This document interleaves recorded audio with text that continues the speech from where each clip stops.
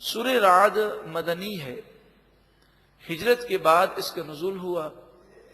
قرآن پاک کی ترتیب کے اعتبار سے اس کا نمبر 13 ہے اور نزول کے اعتبار سے اس کا نمبر 96 ہے۔ اس میں 43 آیات یعنی 43 آیات ہیں اور 6 رکوع ہیں۔ رعد عربی میں کڑک کو کہتے ہیں۔ بارش کے وقت جو بادل کی کڑک ہے اسے رعد کہتے ہیں۔ اور یہ بھی کہا گیا کہ یہ کڑک کو رعد کہتے ہیں اور جو فرشتے اس کڑک کو پیدا کرتے ہیں ان کو بھی رعد کہتے ہیں۔ عرف میں تو ہم جو بادلوں میں سے آواز آتی ہے کڑک کی اسے رعد کہتے ہیں، لیکن فرشتوں کی ایک جماعت ہے جو بادلوں کو چلاتی ہے، وہ جب چاہتے ہیں بجلی گرا دیتے ہیں، جب چاہتے ہیں اس میں کڑک پیدا کرتے ہیں، باذن اللہ، اللہ کے اذن سے۔ اور ایک عربی میں صواعق کہتے ہیں جو بڑی خطرناک کڑک ہوتی ہے، وہ کڑک ایسی ہوتی ہے جس کے ساتھ بجلی گرتی ہے، اسے صواعق کہتے ہیں۔ بسم اللہ الرحمن الرحیم، اللہ کے نام سے شروع جو بہت زیادہ مہربان نہایت رحم کرنے والا۔ الف لام میم غ، حروف مقطعات۔ اللہ ورسولہ اعلم بمرادہ، اللہ اور اس کے رسول صلی اللہ علیہ وسلم اس کی مراد کو بخوبی جانتے ہیں۔ تلک آیات الکتاب، یہ کتاب قرآن کی آیتیں ہیں۔ والذی، اور وہ جو انزل الیک من ربک، آپ کی طرف، آپ کے رب کی طرف سے قرآن نازل کیا گیا۔ الحق، وہ سچا کلام ہے۔ وَلَكِنَّ أَكْثَرَ النَّاسِ لَا يُؤْمِنُونَ، لیکن اکثر لوگ ایمان نہیں لاتے۔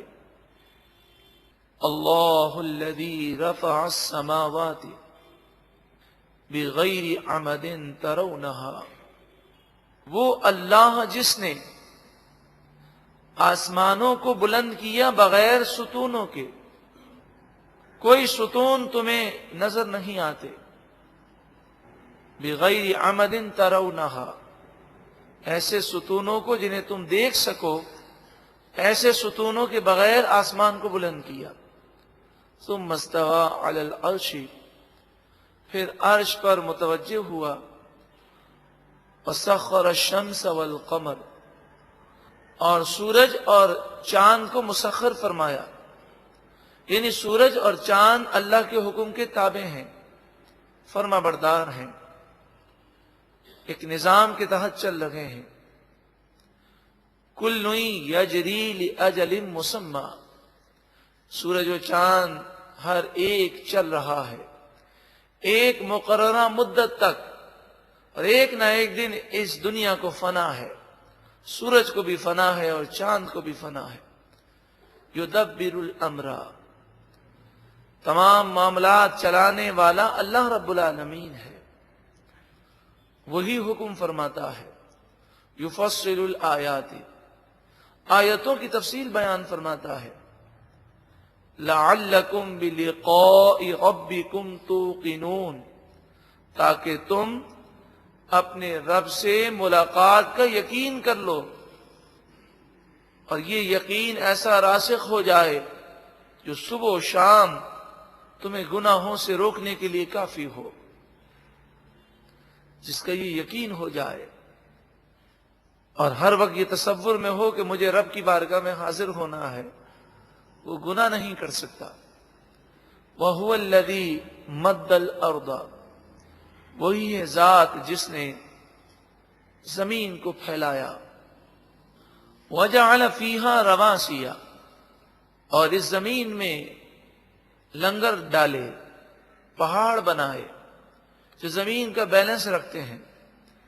وَأَنْهَارًا، اور نہریں بنائیں۔ اگر پہاڑ ہیں تو مکمل پہاڑی سلسلہ نہیں، بیچ میں راستے ہیں، غار بنے ہوئے ہیں، پہاڑوں سے چشمے بہہ رہے ہیں، نہری علاقہ ہے، میدانی علاقہ ہے۔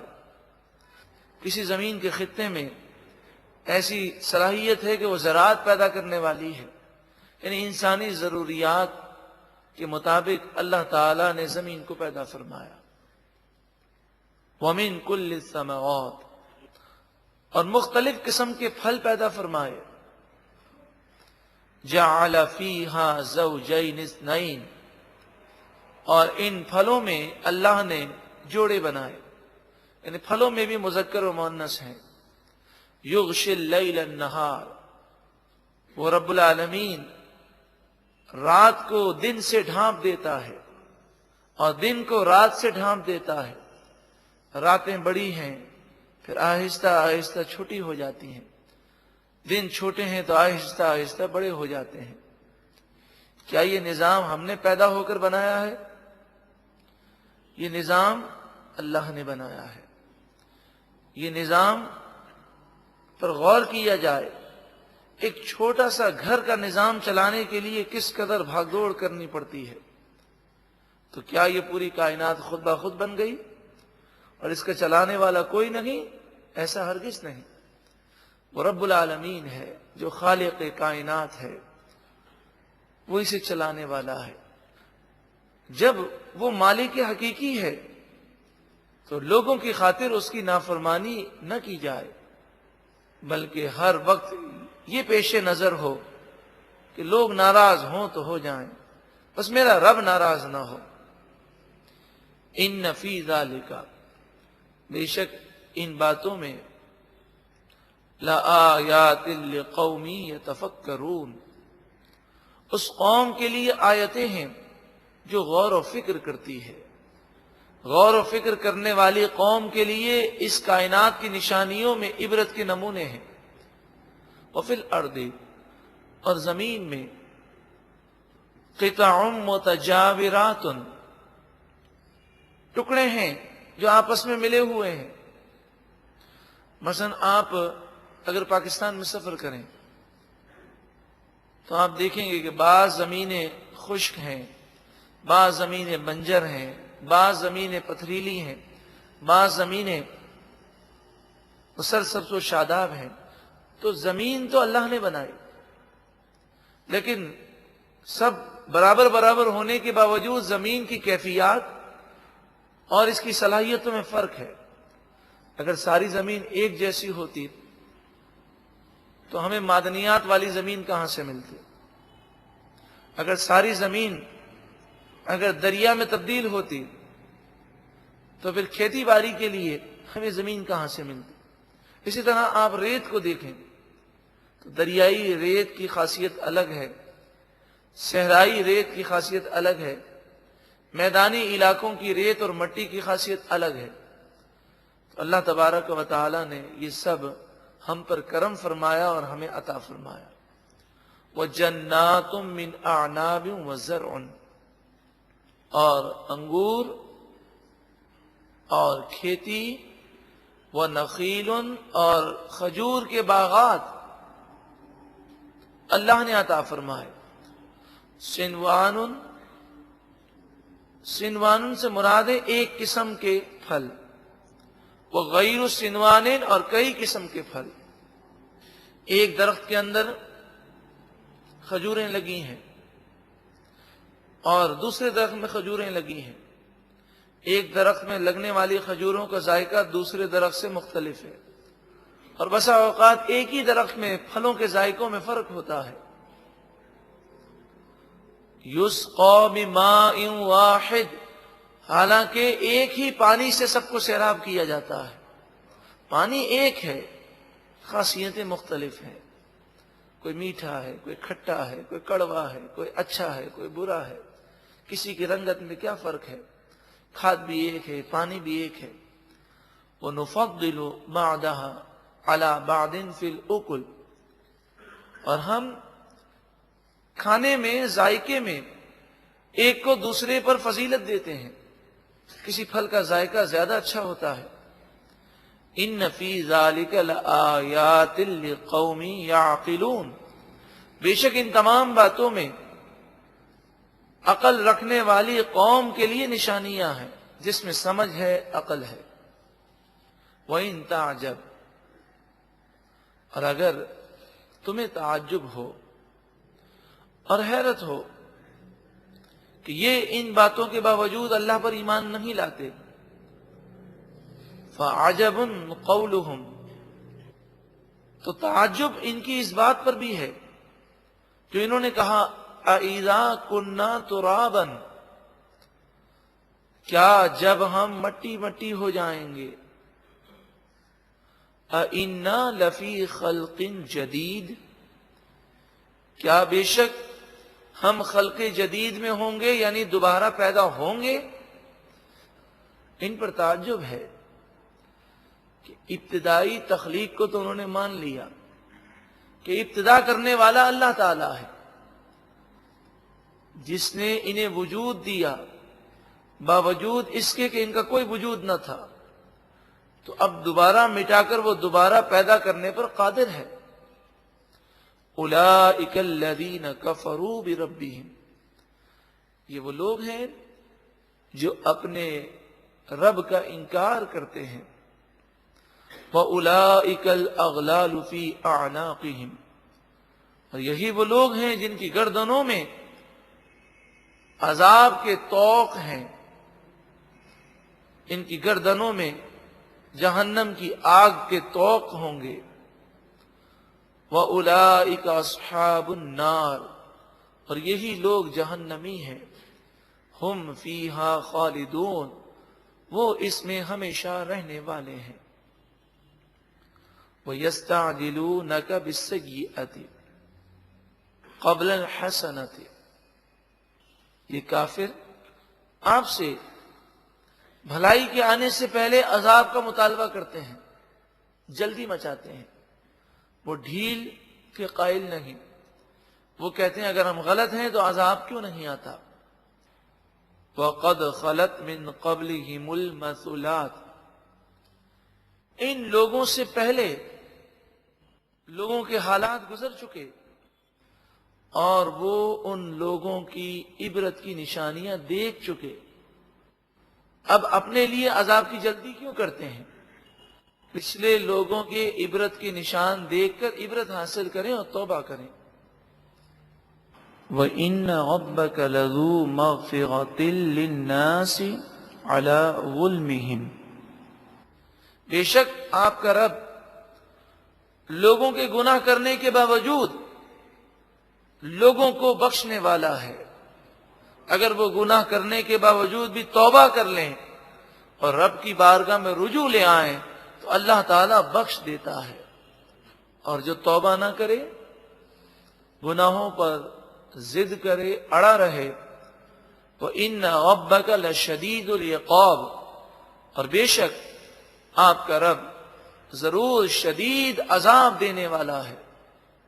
وَيَقُولُ الَّذِينَ كَفَرُوا، اور کافر کہتے ہیں لَوْلَا أُنزِلَ عَلَيْهِ آیَةٌ مِّن رَبِّهِ، حضور صلی اللہ علیہ وآلہ وسلم کے متعلق کہتے ہیں ان پر ان کے رب کی طرف سے کوئی نشانی کیوں نازل نہ کی گئی، اتنے معجزات دیکھنے کے باوجود اور قرآن سننے کے باوجود کہ قرآن کی ہر آیت آیت ہے، نشانی ہے، اس کے باوجود کافر یہ شور مچاتے ہیں کہ ان پر کوئی نشانی نازل نہ ہوئی۔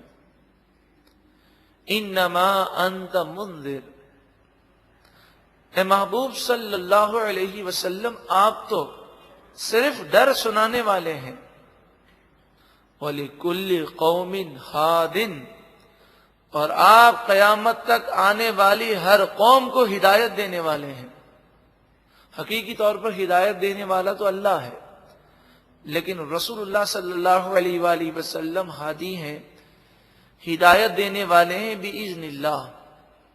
آپ نصیحت فرماتے ہیں جو عمل کرے اس کا بھلا، جو نہ عمل کرے اس کا اپنا نقصان ہے۔ اللہ تعالی ہمیں بھی عمل کی توفیق عطا فرمائے۔ اللہ یعلم ما تحمل کل انثی، اللہ جانتا ہے کہ ہر مؤنث، ہر مادہ اپنے پیٹ میں کس بچے کو اٹھائے ہوئے ہے۔ اب یہاں پر یہ عرض کر دوں کہ اس سے مراد حقیقی علم مراد ہے۔ ہرگز اس کا یہ مطلب نہیں کہ اللہ کے بتانے سے بھی کوئی نہیں جانتا۔ اللہ کے نیک بندے، فرشتے اور انبیاء، جب اللہ تعالیٰ انہیں علم دیتا ہے تو وہ جان لیتے ہیں کہ پیٹ میں لڑکا ہے کہ لڑکی ہے۔ حضرت صدیق اکبر رضی اللہ تعالی عنہ، آپ کا وصال ہونے لگا تو آپ نے وصیت فرمائی اور اپنی بیٹی حضرت عائشہ صدیقہ رضی اللہ تعالی عنہا سے فرمایا کہ تمہاری 2 بہنیں ہیں۔ تو انہوں نے عرض کی، ابا جان میری تو ایک ہی بہن حضرت اسماء ہے۔ آپ نے فرمایا ایک تمہاری بہن تمہاری ماں کے پیٹ میں ہے، یعنی آپ اللہ کی طرف سے دیے ہوئے علم سے یہ جانتے تھے کہ پیٹ میں جو بچہ ہے وہ لڑکی ہے۔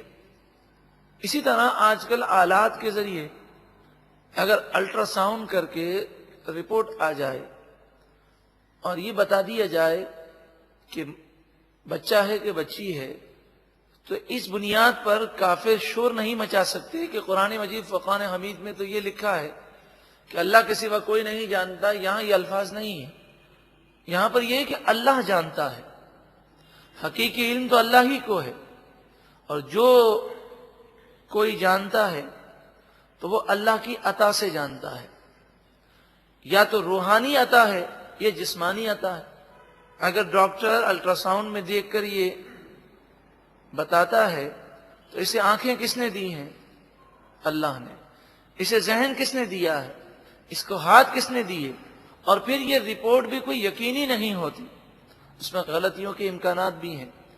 ہاں، اللہ کے نبیوں کو اور ولیوں کو جو علم عطا کیا جاتا ہے وہ اللہ تبارک و تعالیٰ کی طرف سے بسا اوقات یقینی علم عطا کیا جاتا ہے، تو یہ بھی اذن اللہ ہے، اللہ کی طرف سے عطا کیا گیا ہے، تو اس میں کوئی مذائقہ نہیں ہے۔ تمام علم کو جاننے والا حقیقی طور پر صرف اللہ ہے، اور جو جتنا جانتا ہے وہ اللہ کی عطا سے جانتا ہے۔ اللہ یعلم ما تحمل کل انثی، اللہ خوب جانتا ہے جو بچہ کوئی مادہ اپنے پیٹ میں اٹھائے ہوئے ہے۔ وما تغید الارحام وما تزداد، پیٹ جو سکڑتا ہے اور جو بڑھتا ہے اسے اللہ جانتا ہے، یعنی پیٹ کے اندر بچے کی کیا کیفیات ہیں اور کب یہ بچہ دنیا میں تشریف لائے گا، اس کے حقیقی وقت کو صحیح طور پر، یعنی حقیقی علم جو ہے وہ صرف اللہ کے پاس ہے۔ ہمارے پاس صرف اتنا علم ہے جو اللہ نے ہمیں عطا فرمایا۔ وَكُلُّ شَيْءٍ عِندَهُ بِمِقْدَارٍ، اس کے پاس ہر چیز کی ایک مقدار ہے۔ تو حمل کی بھی ایک مقدار اللہ کے یہاں مقرر ہے۔ بسا اوقات سوچا کیا جاتا ہے، ہو کیا جاتا ہے، انسان کام بہت سارے کرنے جاتا ہے لیکن اس کی سوچ اور اس کی کوشش کے برعکس معاملات ہو جاتے ہیں۔ تو حقیقی طور پر فیصلہ کرنے والا، مقدار کا تعین کرنے والا صرف اللہ تعالی ہے۔ عالم الغیب والشہادہ، پوشیدہ اور ظاہر علم کا حقیقی طور پر وہی جاننے والا ہے، پھر جسے وہ عطا فرمائے۔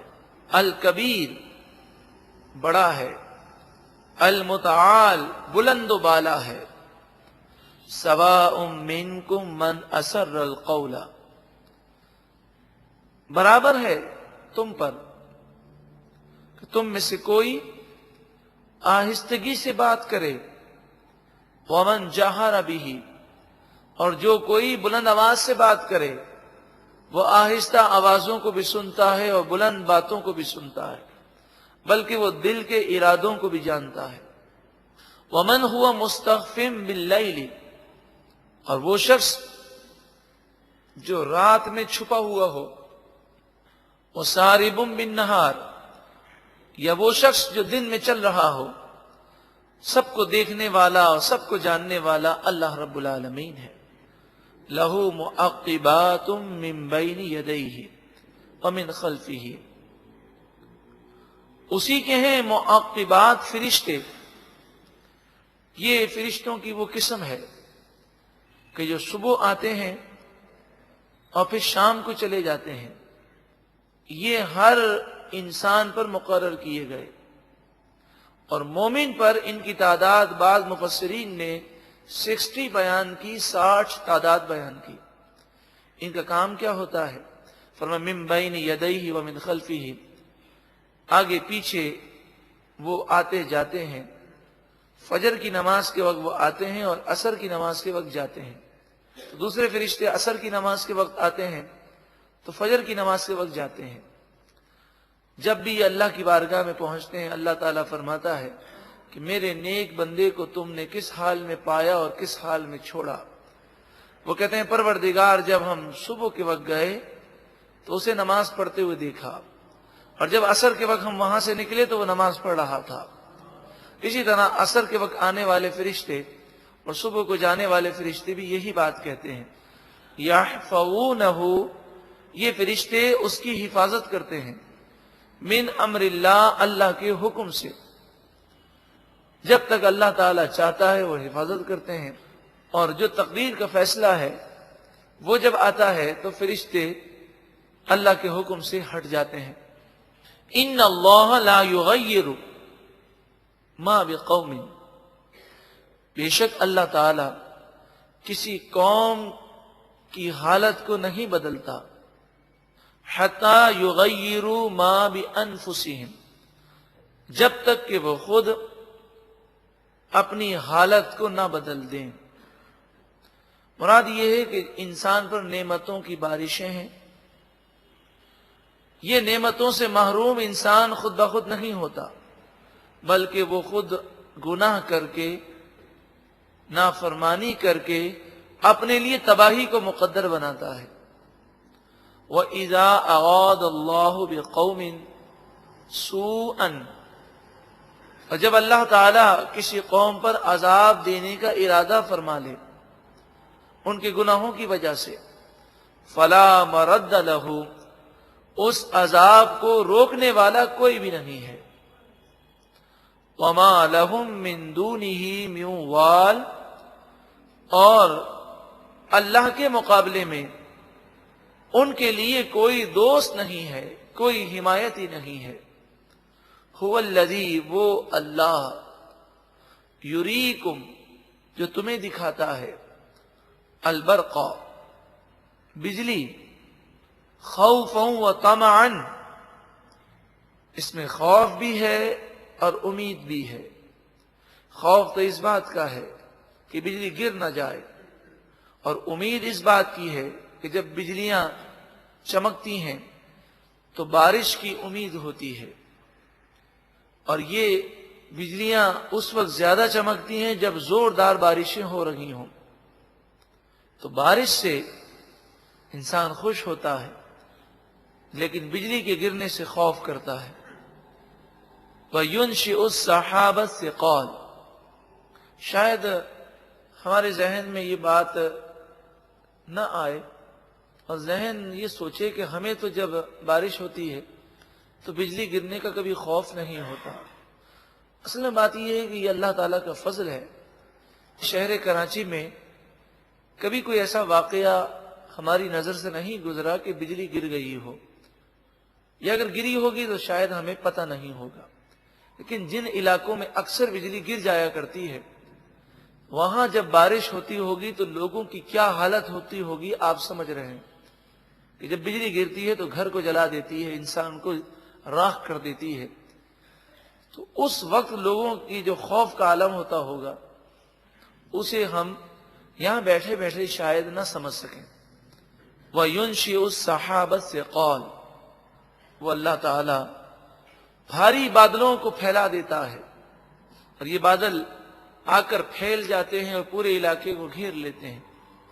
وَيُسَبِّحُ الرَّعْدُ، اور رعد فرشتے یعنی کڑک پیدا کرنے والے فرشتے، بادلوں کو چلانے والے فرشتے اللہ تعالی کی تسبیح بیان کرتے ہیں، بِحَمْدِهِ، اس کی خوبی بیان کرتے ہوئے، وَالْمَلَائِكَةُ، اور فرشتے مِنْ خِیفَتِهِ، اللہ کے خوف سے لرزتے ہوئے اللہ کی تسبیح بیان کرتے ہیں۔ یہ وہ آیت کریمہ ہے کہ بارش کے وقت اگر پڑھ لیا جائے تو اللہ تعالیٰ بجلی کے گرنے سے محفوظ فرماتا ہے۔ وَيُسَبِّحُ الرَّعْدُ بِحَمْدِهِ وَالْمَلَائِكَةُ مِنْ خِیفَتِهِ وَيُرْسِلُ الصَّوَاعِقَ، اور اللہ تعالیٰ صواعق کو بھیجتا ہے۔ صواعق سے مراد ہم نے شروع میں سنا کہ زوردار کڑک جس کے ساتھ بہت زیادہ روشنی ہو۔ صواعق اس بجلی کو کہتے ہیں جو کڑک کے ساتھ گر پڑتی ہے اور چیزوں کو راکھ کر دیتی ہے۔ سائنسدان یہ کہتے ہیں کہ جو بجلی آسمان پر چمکتی ہے اس میں اس قدر توانائی ہوتی ہے کہ ہزاروں تو کیا لاکھوں بلب اس سے روشن کیے جا سکتے ہیں۔ تو آپ سوچیں اس قدر وولٹیج کی اگر بجلی کسی پر گر جائے تو اس کا کیا عالم ہوگا۔ فَيُصِيبُ بِهَا مَن يَشَاءُ، اللہ تعالیٰ اس بجلی کو جس پر چاہتا ہے گرا دیتا ہے۔ وَهُمْ يُجَادِلُونَ فِي اللَّهِ،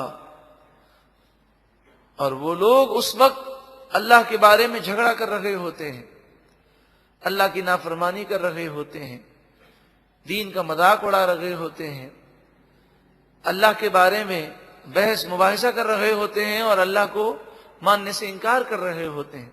ان ظالموں پر بھی بجلی کبھی کبھی گر جاتی ہے۔ وَهُوَ شَدِيدُ الْمِحَالِ، اور وہ اللہ تعالی شدید پکڑ کرنے والا ہے۔ لَهُ دَعْوَةُ الْحَقِّ، اسی کی عبادت سچی ہے۔ وَالَّذِينَ يَدْعُونَ مِن دُونِهِ، اور وہ لوگ جو اللہ کو چھوڑ کر بتوں کی پوجا کرتے ہیں، لا يستجیبون لهم بشیء، وہ انہیں کسی چیز کا جواب نہیں دے سکتے، یہ بے جان پتھر ہیں۔ الا کباسط کفیہ الی الماء، یہ تو ایسا ہی ہے جیسے کوئی اپنے دونوں ہتھیلیوں کو پانی کی طرف پھیلا دے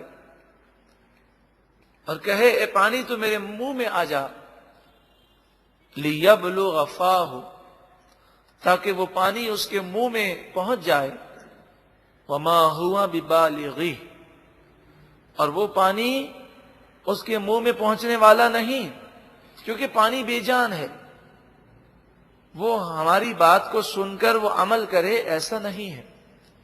اسی طرح یہ بت جو اپنے ہاتھوں سے انہوں نے بنائے یہ بے جان پتھر ہیں، ان سے گفتگو کرنا یا ان کو سجدہ کرنا گویا کہ ایسا ہی ہے کہ پانی کو یہ کہنا کہ تو ہمارے منہ میں آ جا، یہ ایک فضول بات ہے۔ وما دعاء الکافرین الا فی ضلال، اور کافروں کی تمام پوجا پاٹ گمراہی ہے، بربادی ہے۔ وللہ، اور اللہ ہی کے لیے ہے، یسجد، اللہ ہی کے لیے سجدہ ریز ہے، من فی السماوات والارض، جو کچھ آسمانوں میں ہے اور جو کچھ زمین میں ہے، سب اللہ ہی کو سجدہ کر رہے ہیں۔ سجدے سے مراد یہاں پر فرما بردار ہے، درخت بھی فرما بردار ہے، سورج و چاند بھی فرما بردار ہیں۔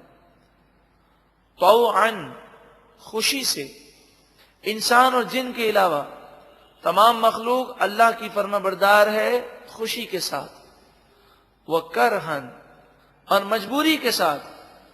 انسان اور جن میں جو مومن ہیں وہ خوشی سے اللہ کے فرما بردار ہیں، اور جو کافر ہیں وہ آج اللہ کی فرما برداری نہیں کرتے، لیکن جب ان کے پاس ملک الموت آئیں گے تو اس وقت اللہ کی بارگاہ میں جھکنا چاہیں گے، کل بروز قیامت وہ سجدہ کرنا چاہیں تو یہ سجدہ ان کا مجبوری سے ہوگا۔ اس وقت یہ ظاہر ہوگا کہ آسمان و زمین کی ہر مخلوق یہ تسلیم کر چکی کہ اللہ ہی خالق کائنات ہے اور وہی مالک حقیقی ہے۔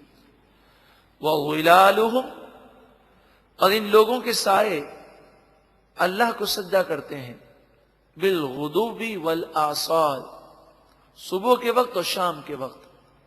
آپ نے دیکھا ہوگا کہ صبح کے وقت سایہ طویل ہوتا ہے، پھر جیسے جیسے سورج اوپر جاتا ہے سائے کی مقدار کم ہوتی ہے، اور پھر جب ظہر کی نماز کے بعد سورج ڈھلنا شروع ہوتا ہے تو ہم دیکھتے ہیں کہ سایہ بھی بڑھنا شروع ہوتا ہے۔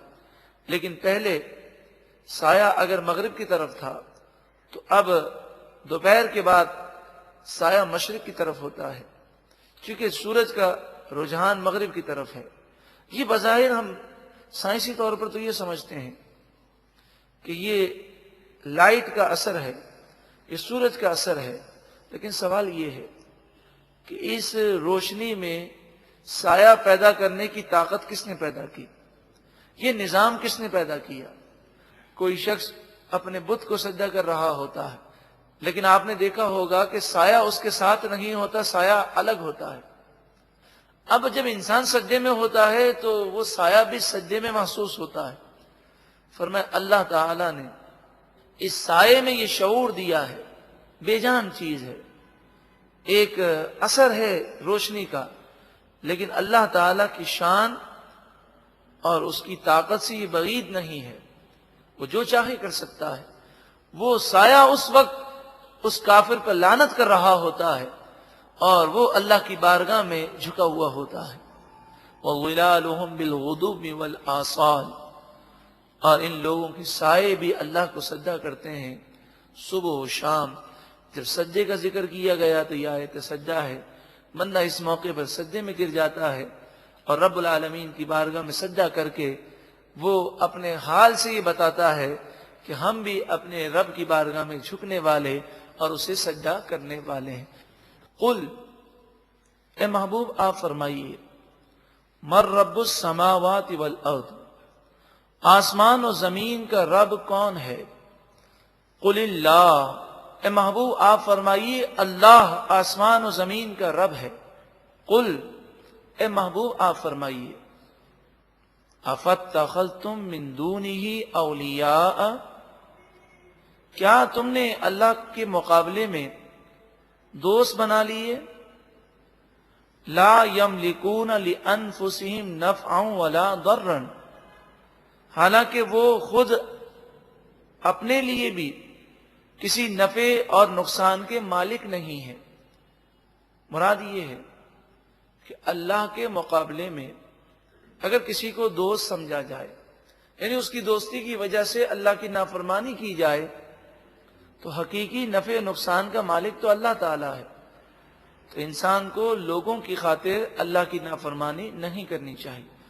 قل، اے محبوب آپ فرمائیے، هل يستوي الاعمى والبصير، کیا اندھا اور دیکھنے والا دونوں برابر ہیں؟ یعنی مومن اور کافر کیا برابر ہو سکتے ہیں؟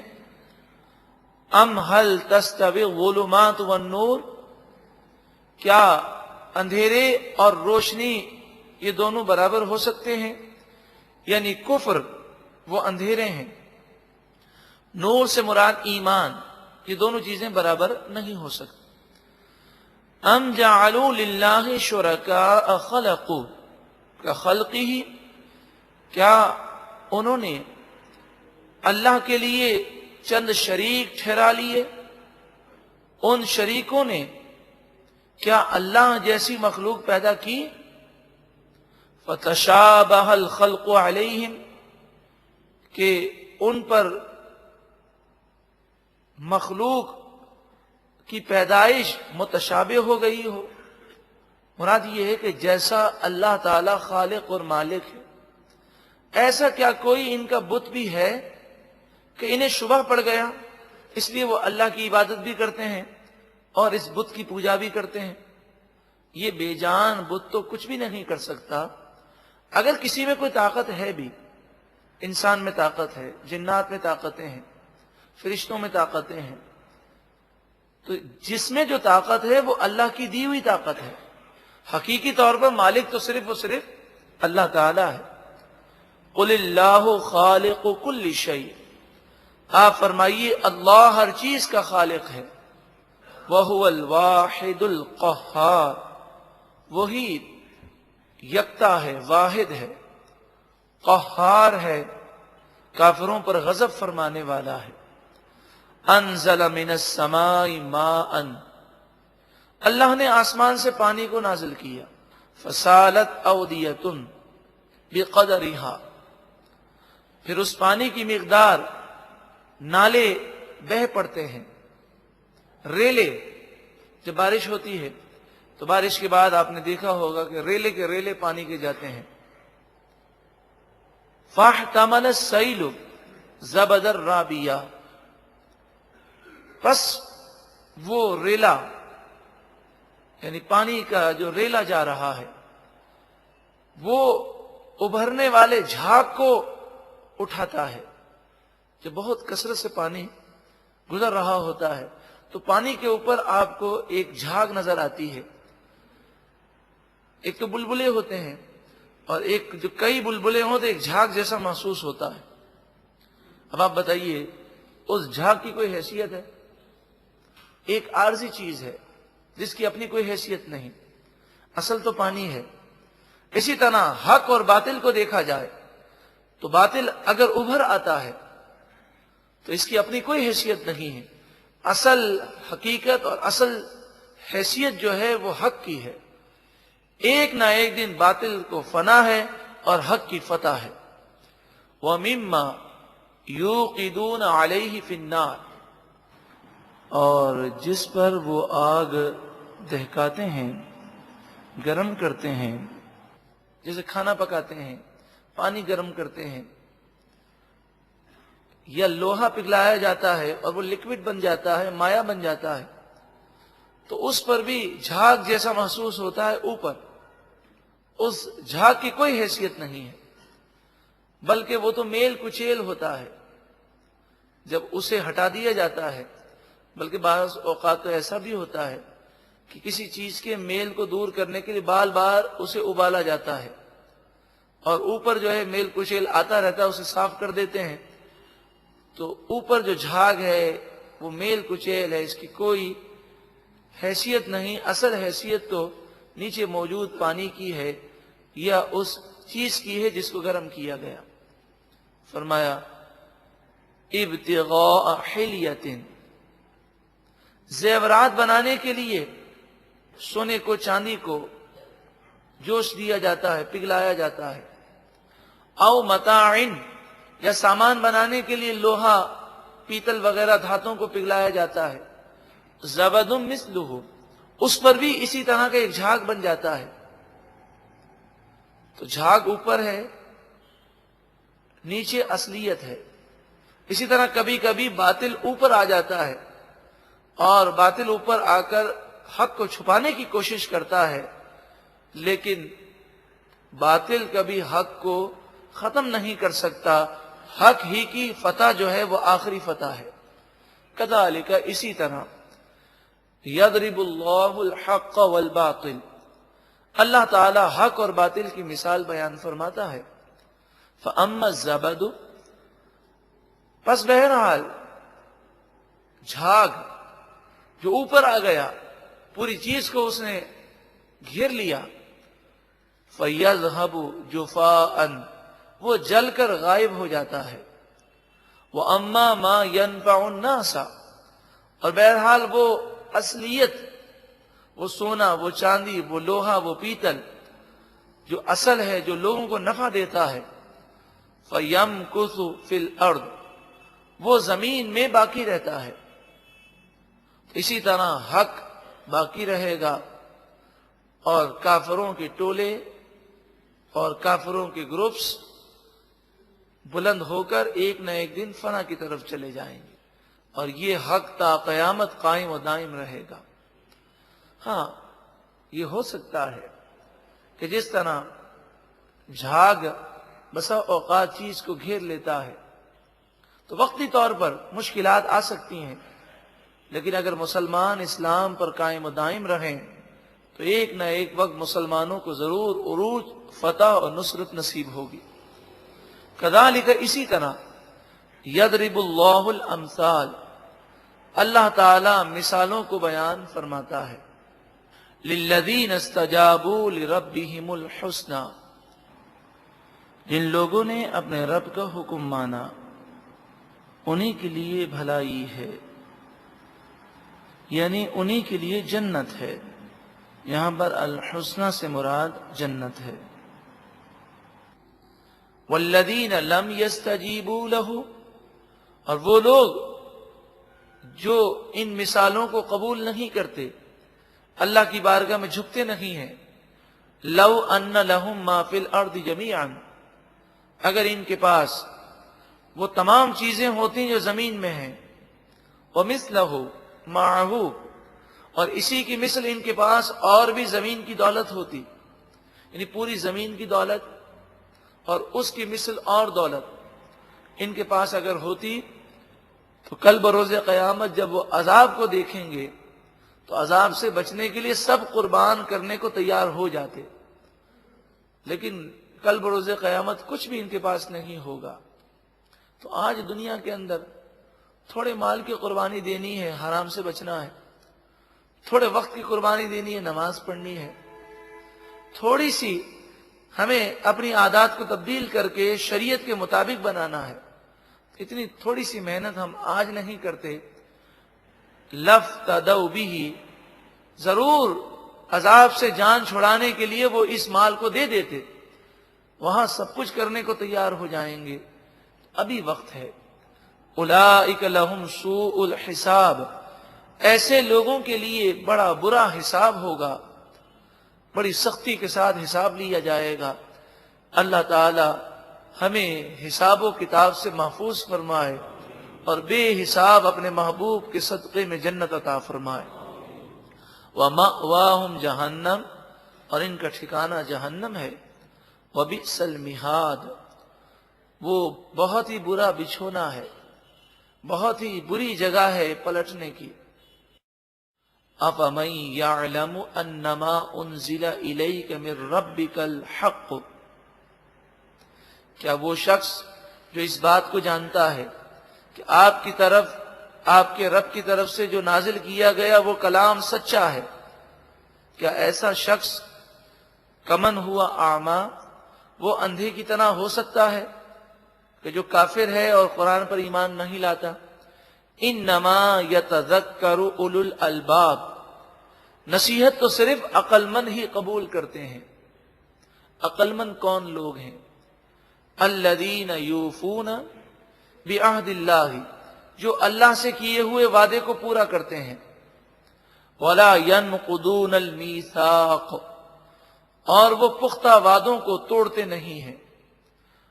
والذین یصلون ما امر اللہ بہ ان یوصل، عقل مند وہ لوگ ہیں کہ جس چیز کو ملانے کا اللہ نے حکم دیا وہ اس چیز کو ملاتے ہیں، یعنی رشتہ داروں کے حقوق ادا کرتے ہیں.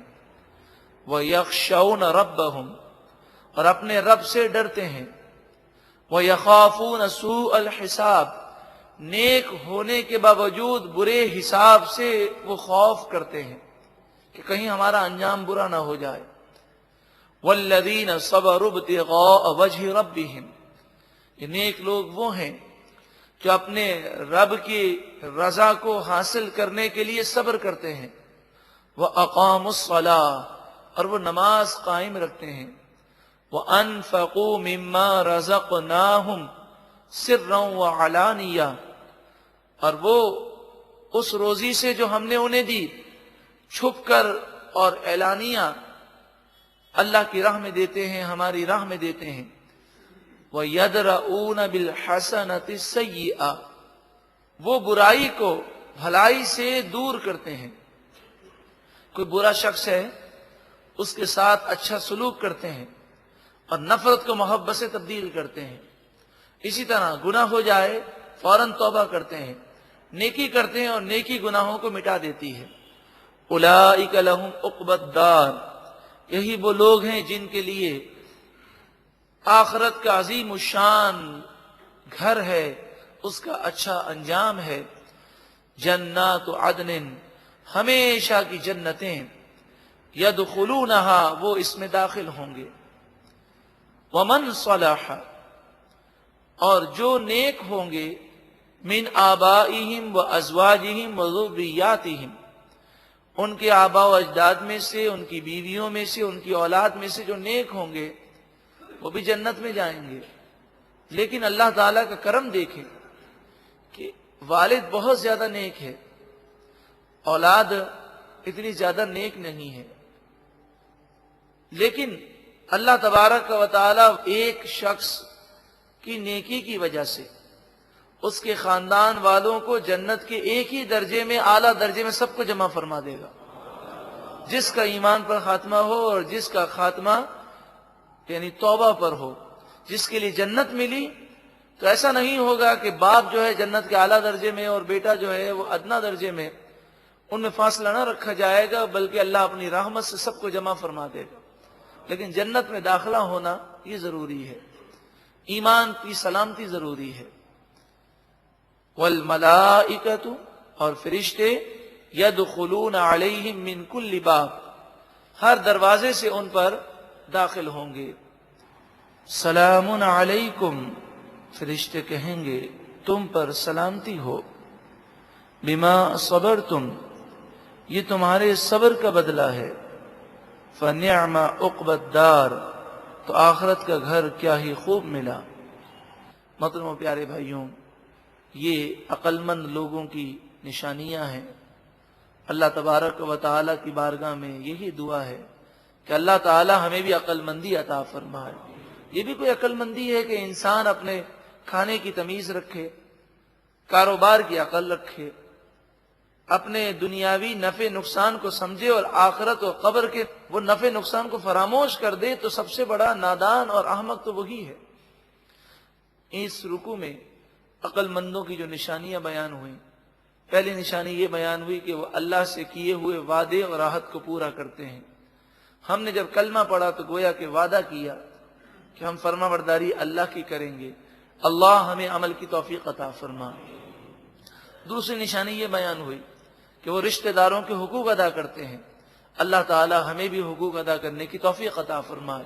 پھر فرمایا کہ وہ اپنے رب سے ڈرتے ہیں اور نیک ہونے کے باوجود جہنم کے عذاب سے ڈرتے ہیں، برے حساب کتاب سے ڈرتے ہیں کہ کہیں ہماری پکڑ نہ ہو جائے۔ وہ صبر کرتے ہیں اللہ کی رضا حاصل کرنے کے لیے، نماز قائم کرتے ہیں، اللہ کی راہ میں خرچ کرتے ہیں، اور برائی کا جواب برائی سے نہیں دیتے بلکہ برائی کا جواب بھلائی سے دیتے ہیں۔ ان لوگوں کے لیے جنتیں ہیں، فرشتے ہر دروازے سے ان کے پاس آ کر انہیں سلام کریں گے، اور یہ کہا جائے گا اے جنتیوں تمہیں تمہارے رب کی طرف سے سلام ہو، رب راضی ہے، جنت میں رب کی طرف سے سلام مل رہے ہیں، قبر میں بھی راحتیں ہیں، مرتے وقت راحتیں ہیں، قیامت کے میدان میں سکون ہے۔ اتنی بڑی طویل زندگی کو ضائع کر دینا صرف دنیاوی چند لمحات کی لذتوں کے لیے، گناہ کی لذت چند لمحے کی ہے، لذت ختم ہو جاتی ہے، گناہ باقی رہ جاتا ہے۔ اللہ تعالی ہم سب کو عمل کرنے کی توفیق عطا فرمائے اور گناہوں سے بچنے کی توفیق عطا فرمائے۔ اب آیت نمبر 25 میں ان لوگوں کا ذکر ہے جو عقل مند اور دانا نہیں ہیں، جو اپنے آپ کو تباہ کرنے والے ہیں۔ ارشاد فرمایا والذین ینقضون عہد اللہ من بعد میثاقہ، اور وہ لوگ کہ جو پختہ کر لینے کے باوجود اللہ سے کیے ہوئے عہد کو، وعدے کو توڑ دیتے ہیں، یعنی اللہ سے پکا وعدہ کرنے کے بعد وہ وعدے پر عمل نہیں کرتے۔ اس میں وہ لوگ بھی داخل ہیں کہ جو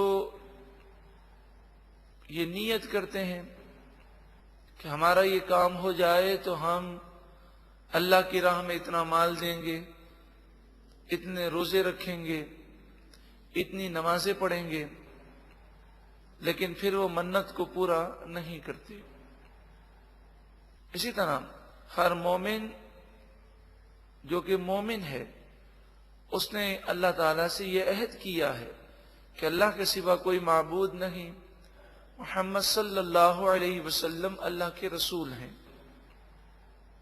اس کلمہ طیبہ کے معنی اور مفہوم میں یہ بات داخل ہے کہ جب اللہ ہمارا معبود حقیقی ہے اور حضور صلی اللہ علیہ وآلہ وسلم ہمارے رسول ہیں، اللہ اور اس کے رسول کی فرما برداری کرنے کا گویا کہ ایک مومن عہد کرتا ہے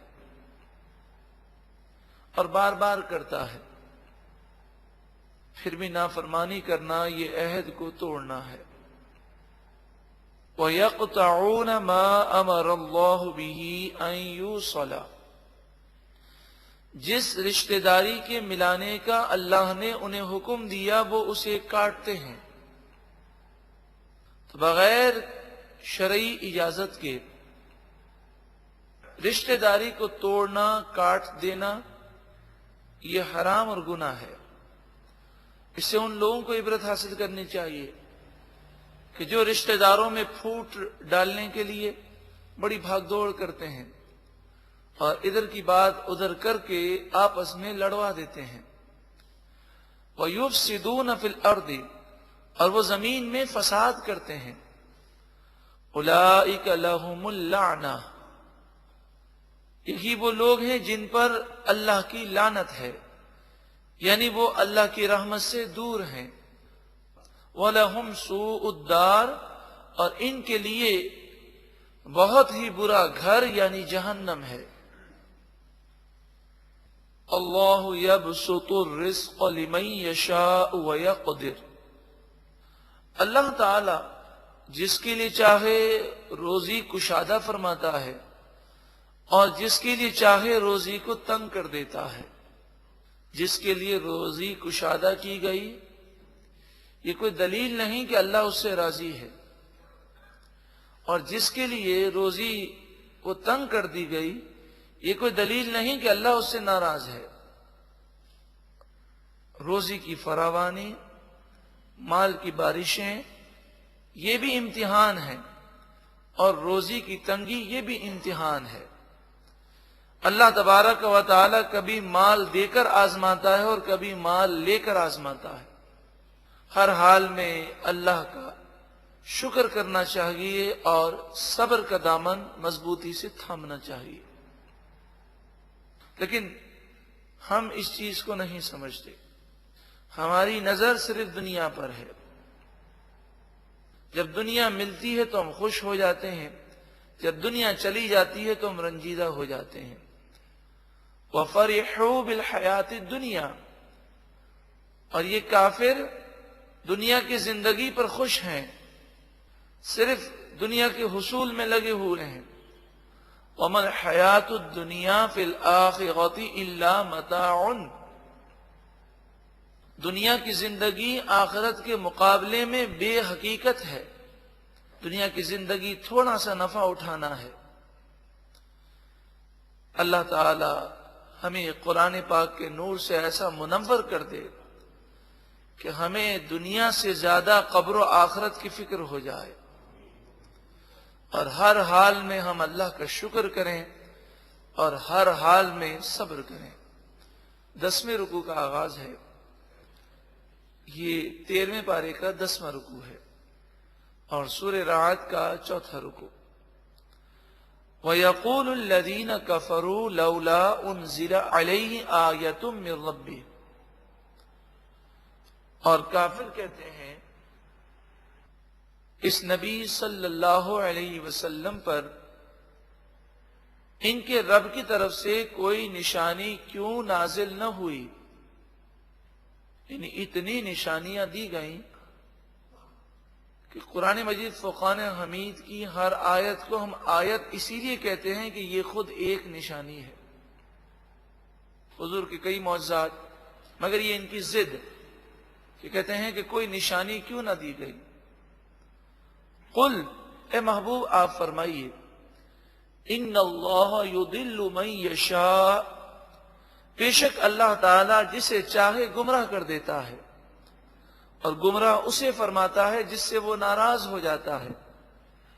ان کافروں کے اعمال کفر اور نبی اکرم صلی اللہ علیہ وآلہ وسلم کی جو انہوں نے بے ادبیاں کی ہیں، اللہ تعالیٰ نے ناراض ہو کر ان کے لیے گمراہی کو مقدر کر دیا۔ وَيَهْدِي إِلَيْهِ، اور اللہ تعالیٰ اپنی طرف ہدایت دیتا ہے، من اناب، اسے ہدایت دیتا ہے جو اس کی طرف رجوع لائے، جھک جائے، اس کی طرف آگے بڑھنے کی کوشش کرے، تو اللہ تعالیٰ اپنی معرفت کی راہیں اس کے لیے کھول دیتا ہے، جنت کی راہیں کھول دی جاتی ہیں۔ من اناب، یہ جملہ بڑا وسیع ہے۔ جو گناہ سے بچنے کے لیے کوشش کرتا ہے، جو اللہ کا قرب پانے کے لیے کوشش کرتا ہے، اللہ تعالیٰ اپنی طرف اسے راہ دیتا ہے۔ الذین آمنوا، اللہ کی بارگاہ میں رجوع لانے والے کون لوگ ہیں؟ وہ لوگ ہیں جو ایمان لائے۔ وَتَطْمَئِنُّ قُلُوبُهُمْ بِذِكْرِ اللَّهِ، اور ان کے دل اللہ کے ذکر سے مطمئن ہوتے ہیں۔ دنیا کی لذتیں، دنیا کا مال، دنیا کی نعمتیں، یہ ان کے چین کا باعث نہیں ہے، بلکہ یہ جب اللہ کا ذکر کرتے ہیں تو ان کے دلوں کو چین مل جاتا ہے، اور ہر وقت وہ اللہ کی یاد میں مگن رہتے ہیں۔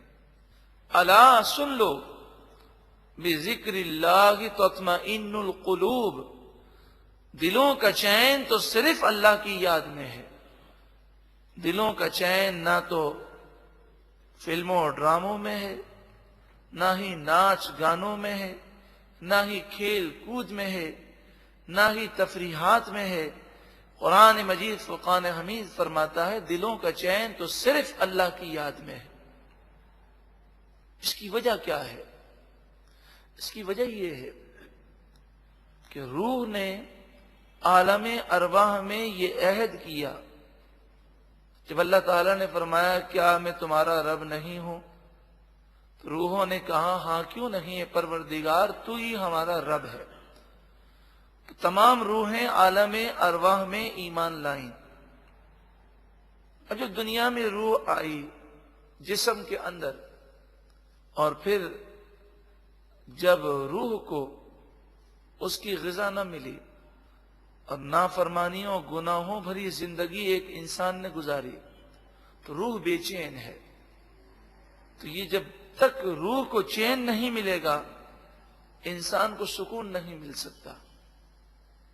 اب چاہے وہ عالی شان تفریحی مقام پر ہو، لیکن دلی بے چینی اس تفریحی مقام سے دور نہیں ہوتی، کیونکہ روح بے چین ہے۔ روح کی غذا اللہ کا ذکر ہے، اللہ کی یاد ہے۔ اللہ تعالی ہمیں بھی خوب اپنی یاد کرنے کی توفیق عطا فرمائے۔ اب بتائیے، ایک تفریحی مقام پر کوئی شخص بیٹھا ہے، بظاہر ٹھنڈی ٹھنڈی ہوائیں آ رہی ہیں، بظاہر دل فریب منظر ہے، مگر اسے اگر لاکھوں روپے کا نقصان ہو چکا ہے، یا اس کی ماں بیمار ہے، یا اس کا بیٹا بیمار ہے، یا کوئی اور اسے پریشانی ہے، تو بتائیے اس تفریحی مقام کی ٹھنڈی ٹھنڈی ہوائیں کیا اسے سکون دے سکتی ہیں؟ اس کا دل تو بے چین ہے۔ جب دنیاوی غم کی وجہ سے اگر دل بے چین ہو تو ایک تفریحی مقام اسے چین نہیں دیتا، اس کا موڈ آف رہتا ہے۔ آپ سوچیں جب روح بے چین ہو اور وہ دینی وجوہات کی بنا پر کہ اسے غذا نہیں مل رہی، تو پھر چاہے کتنا بھی بظاہر عیش کر لیا جائے اسے چین نہیں مل سکتا۔ ہاں یہ ہو سکتا ہے کہ وقتی طور پر اس کی توجہ اس بے چینی سے ہٹ جائے، لیکن پھر بالآخر گناہوں میں تباہی ہی تباہی ہے، بربادی ہی بربادی ہے۔ الذین آمنوا، وہ لوگ جو ایمان لائے، وعملوا الصالحات، اور انہوں نے اچھے عمل کیے. طوبی لہم، ان کے لیے خوشخبری ہے. وحسن مآب، اور ان کے لیے بہت اچھا ٹھکانہ جنت ہے. کذالک، اسی طرح. ارسلناک، اسی طرح ہم نے آپ کو بھیجا. فی امت، اس امت میں، ان لوگوں میں. قد خلت من قبلها امم، کہ جس سے پہلے کئی امتیں گزر چکی. لتتلو علیہم الذی اوحینا الیک، تاکہ آپ انہیں وہ قرآن پڑھ کر سنائیں جو آپ کی طرف ہم نے وحی فرمائی. وَهُمْ يَكْفُرُونَ بِالرَّحْمَنِ، اس حال میں کہ وہ رحمان عز وجل کا انکار کرتے ہیں. تو یہ اللہ کو نہیں مانتے، تو آپ انہیں قرآن سنائیں، اس لیے ہم نے آپ کو بھیجا. اور انہیں یہ بتائیے کہ پچھلی قوموں نے جب اللہ کو نہ مانا تو وہ بھی مٹ گئیں. تم بھی ایسا کرو گے تو ایک نہ ایک دن تمہیں بھی اس دنیا سے مٹ جانا ہے. قل، اے محبوب آپ فرمائیے، ہوا ربی، وہی میرا رب ہے. لا الہ الا ہو، اس کے سوا کوئی معبود نہیں. علیہ توکلت، اسی پر میں نے بھروسہ کیا. وإلیہ متاب، اور اسی رب کی طرف میں رجوع لایا. وَلَوْ أَنَّ قُرْآنًا سُيِّرَتْ بِهِ الْجِبَالُ، اور اگر بے شک ہم ایسا قرآن نازل کرتے کہ جس کے سبب پہاڑ وہ اپنی جگہ سے ہل جاتے. او قطعت بہ الارض، یا زمین ٹکڑے ٹکڑے ہو جاتی. او کلم بہ الموتى، یا اس قرآن کی وجہ سے مردے کلام کرتے. یہ نشانیاں دیکھنے کے باوجود بھی کافر ایمان نہ لاتے. بل للہ الامر جمیعا، بلکہ تمام معاملات اللہ ہی کے اختیار میں ہیں. افلم یئس الذین آمنوا ان لو یشاء اللہ، کیا ایمان والے نا امید نہیں ہوئے؟ یعنی ایمان والوں کو ابھی تک یقین نہیں آیا کہ کافر ایمان نہیں لائیں گے؟ اور اس بات کا کیا انہوں نے یقین نہیں کیا؟ ان لو یشاء اللہ لہدی الناس جمیعا، اگر اللہ تعالی چاہتا تو تمام لوگوں کو ہدایت دے دیتا، مگر اس نے کسی کو مجبور نہیں بنایا. ہدایت اور گمراہی کا اختیار دیا. اگر یہ اختیار وہ ختم کر دیتا، کوئی گمراہی پر نہ ہو سکتا، وہ سب مجبور ہو جاتے، پھر یہ دنیا دار الامتحان نہ رہتا. تو اسے دار الامتحان، آزمائش کی جگہ بنایا. اور قیامت، آخرت دار الجزا ہے، انعام کا گھر ہے یا سزا کا گھر ہے. وَلَا يَزَالُ الَّذِينَ كَفَرُوا تُصِيبُهُمْ بِمَا صَنَعُوا قَارِعَةٌ، کافروں نے جو گناہ کیے، ان گناہوں کی وجہ سے ہمیشہ ان پر ہلا دینے والی مصیبتیں آتی رہیں گی. قاریعۃ، ہلا دینے والی مصیبتیں. مراد یہ ہے کہ یہ کافر جب تک دنیا میں رہیں گے بظاہر عیش بھی کریں گے، مگر فکر، پریشانی، تشویش، ٹینشن، بیماریاں، کاروباری نقصان، اس طرح کی اور بہت ساری بلائیں ان کے گناہوں کی وجہ سے نازل ہوتی رہیں گی. او تحل قریبا من دارہم، یا ان کے گھر کے قریب یہ مصیبتیں نازل ہوتی رہیں گی. مراد یہ ہے کہ سیلاب، طوفان، زلزلہ، اس طرح کے عذابات بھی دنیا میں آئیں گے ان کافروں پر، اور انفرادی طور پر ان کے لیے بیماری، پریشانیاں یہ بھی آتی رہیں گی. تو دنیا کا کوئی بھی کافر ہو، بلکہ کوئی بھی انسان ہو، وہ ساری زندگی کبھی سکون نہیں پاتا. ساری زندگی اسے کوئی پریشانی نہ آئے، بیماری نہ آئے، کوئی الجھن نہ ہو، کوئی ٹینشن نہ ہو، کوئی فکر نہ ہو، کوئی اس پر مصیبت نہ آئے، ایسا اکثر ہوتا نہیں. مومن کے لیے یہ پریشانیاں نعمت ہیں کہ وہ اس پر صبر کرتا ہے، اسے ثواب ملتا ہے، اس کے درجات بلند ہوتے ہیں. اور کافر کے لیے تمام پریشانیاں اللہ کا عذاب ہیں کہ کافر کو دنیا میں جو پریشانیاں آتی ہیں اس پر وہ صبر بھی کرے تب بھی کوئی ثواب نہیں ہے. حتی یأتی وعد اللہ، یہ ہوتا رہے گا یہاں تک کہ اللہ کا وعدہ موت آ جائے. تو کافروں پر جب تک موت نہ آئے گی یہ دنیاوی پریشانیاں آئیں گی. یہ اللہ کا عذاب ہے.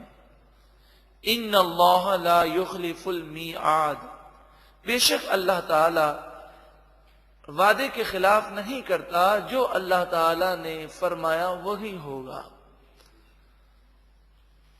10واں رکوع مکمل ہوا.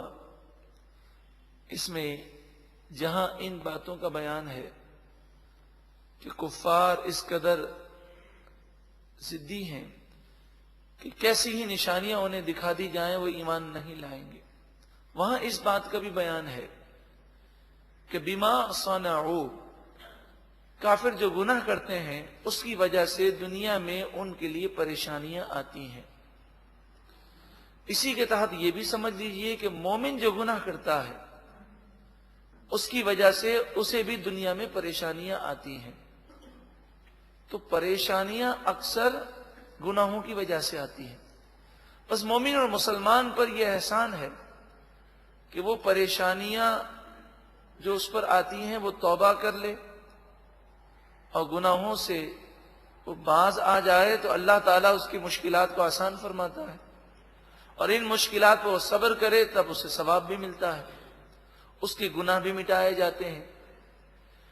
لیکن یہ بات حقیقت ہے، وما اصابکم من مصیبت فبما کسبت ایدیکم، کہ تم پر جو مصیبتیں آتی ہیں وہ تمہارے گناہوں کی وجہ سے آتی ہیں.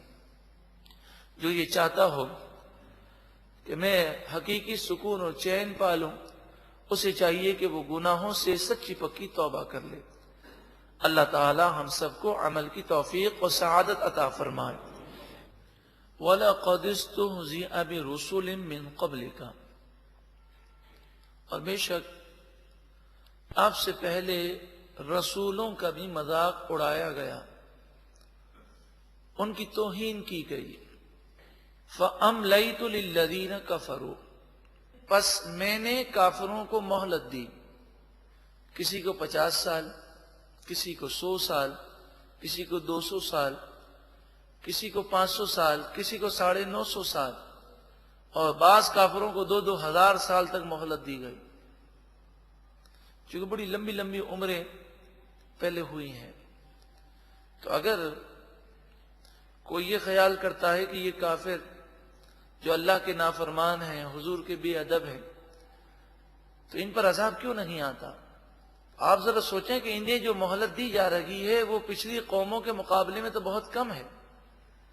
کسی کافر کی عمر 200 سال تک نہیں پہنچتی، وہ مشکل کوئی 70-80 سال کا ہوتا ہے.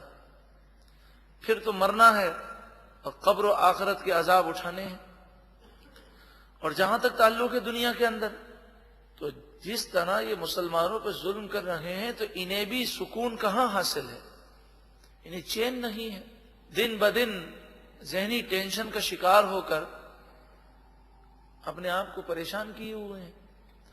تو کافر کو بھی سکون نہیں ہے. اور جو ذہنی کرب ہے یہ مالی کرب سے زیادہ خطرناک ہے. ذہنی ٹینشن انسان کو دیمک کی طرح کھا جاتا ہے. فَأَمْلَيْتُ لِلَّذِينَ كَفَرُوا، بس میں نے کافروں کو مہلت دی. اگر 50 سال 100 سال 200 سال اگر انہیں مہلت مل جائے تو یہ اللہ تعالی کی طرف سے ڈھیل ہے. ثم اخذتهم، پھر میں نے ان کافروں کو پکڑ لیا. فَكَيْفَ كَانَ عِقَابِ، پس بتاؤ میری پکڑ کیسی ہوئی، میرا عذاب کیسا تھا. کیا یہ اپنے آپ کو میرے عذاب سے بچا سکے؟ افمن هو قائم على كل نفس بما كسبت، ذرا بتاؤ کہ جو ہر جان کے گناہوں پر گواہ ہو اور نیکی پر بھی گواہ ہو، یعنی اللہ تعالی وہ ہر جان کی نیکی کو بھی جانتا ہے کہ کسی جان نے کسی جاندار نے کیا نیکی کی اور کیا گناہ کیا. وہ اللہ جو اس قدر علیم ہے، اس کو چھوڑ کر بتوں کی پوجا کرنا کس قدر نادانی ہے. وَجَعَلُوا لِلَّهِ شُرَكَاءَ، اور ان کافروں نے اللہ کے لیے شریک ٹھہرائے. قل، اے محبوب آپ فرمائیے، سموہم، تم ان کے نام تو بتاؤ. اللہ جیسا کون ہو سکتا ہے، ذرا بتاؤ تو صحیح. کہ جس نے اللہ کی طرح آسمان بنایا ہو، زمین پیدا کی ہو، ساری مخلوق کو پیدا کیا ہو، تو اللہ کو چھوڑ کر ان بتوں کی پوجا کرتے ہو. ام تنبئونہ بما لا يعلم فی الارض، یا تم اللہ کو اس بات کی خبر دیتے ہو جو وہ زمین میں جانتا نہیں ہے. مراد یہ ہے کہ جس کا وجود ہی نہیں اس کا تم دعویٰ کرتے ہو. پوری زمین میں کوئی ایسا نہیں جو اللہ کے برابر ہو اور تم اس کا دعویٰ کرتے ہو. ام بظاہر من القول، یا تم اوپری اوپری باتیں کرتے ہو. تمہارا ضمیر خود ملامت کرتا ہے کہ اس بات کی کوئی اصل نہیں ہے. بل زین للذین کفروا مکرہم، بلکہ کافروں کے لیے ان کے مکر آراستہ ہو گئے. یہ ان گناہوں کو بہت اچھا سمجھتے ہیں. وَصُدُّوا عَنِ السَّبِيلِ، اور وہ سیدھے راستے سے روک دیے گئے. وَمَن يُضْلِلِ اللَّهُ فَمَا لَهُ مِنْ هَادٍ، اللہ جس سے ناراض ہو کر اسے گمراہ کر دے پس اسے کوئی ہدایت نہیں دے سکتا. لہم عذاب فی الحیات الدنیا، ان کے لیے دنیا کی زندگی میں عذاب ہے. یہ ہم ابھی سن چکے کہ مومن پر جو تکلیف آتی ہے، یہ تکلیف اللہ کا عذاب ان معنوں میں نہیں ہے کہ اگر وہ صبر کرے تو اسے ثواب ملتا ہے، اس کے درجات بلند ہوتے ہیں. کیونکہ عذاب پر صبر کرنے سے کوئی ثواب نہیں ملتا. تو مومن پر جو تکلیف آتی ہے وہ گناہوں کو مٹانے کے لیے ہے. جہاں تک کافر کے لیے دنیا میں جو تکالیف ہیں، جو مشقتیں ہیں، جو یہ حصول دنیا کے لیے بھاگ دوڑ کرتے ہیں، یہ تمام کا تمام اللہ کا عذاب ہے ان پر، کیونکہ آخرت میں انہیں کوئی صلہ نہیں ملے گا. وَلَعَذَابُ الْآخِرَةِ أَشَقُّ، اور آخرت کا عذاب ضرور بہت سخت ہے. وَمَا لَهُم مِّنَ اللَّهِ مِن وَاقٍ، اور ان کافروں کے لیے اللہ کے مقابلے میں کوئی بچانے والا نہیں ہے. اللہ کے عذاب سے انہیں کوئی نہیں بچا سکے گا. مَثَلُ الْجَنَّةِ الَّتِي وُعِدَ الْمُتَّقُونَ، اس جنت کی مثال جس کا وعدہ متقی لوگوں سے کیا گیا. اس جنت کا حال، اس جنت کی کیفیات جس کا وعدہ متقی لوگوں سے کیا گیا. تجری من تحتها الانہار، یہ وہ جنت ہے کہ جس کے نیچے نہریں رواں دواں ہیں. جنت وہ واحد مقام ہے جہاں کوئی ٹینشن نہیں، کوئی فکر نہیں، کوئی پریشانی نہیں. ورنہ دنیا کا کوئی کروڑ پتی آدمی بھی ہو، وہ بھی فکر اور پریشانیوں سے محفوظ نہیں ہے. اکلھا دائم دائم وظلھا، ان کے میوے یعنی جنت کی خوراک، جنت میں غذا، جنت کی نعمتیں. اکل سے مراد پھل بھی ہیں، دیگر غذائیں بھی ہیں، اور ظل سے مراد سایہ ہے. تو جنت کے سائے اور جنت کی نعمتیں اور جنت کی غذائیں، جنت کے پھل دائم ہیں، ہمیشہ ہمیشہ رہنے والے ہیں. وہاں ایسے بڑے بڑے درخت ہوں گے، فرمایا کہ اس درخت کے سائے میں اگر جنتی گھوڑے پر سوار ہو کر 100 برس تک اگر دوڑتا رہے تو وہ سائے سے باہر نہ نکل سکے. اتنے بڑے درخت ہوں گے. جو ایک مرتبہ سبحان اللہ کہتا ہے اس کے لیے جنت میں ایسا ہی بڑا درخت لگایا جاتا ہے.